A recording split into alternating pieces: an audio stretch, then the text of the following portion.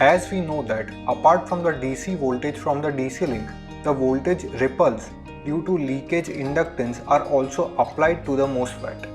Apart from these two voltages, for an output voltage of 12 volt, the reflected voltage in the primary side and hence on the MOSFET drain will be about 101 volts.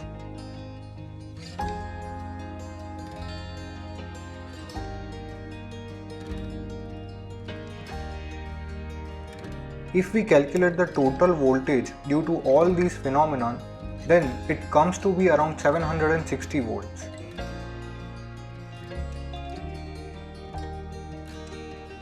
Whereas the maximum voltage that the internal MOSFET of tiny switch can handle is 700 volts.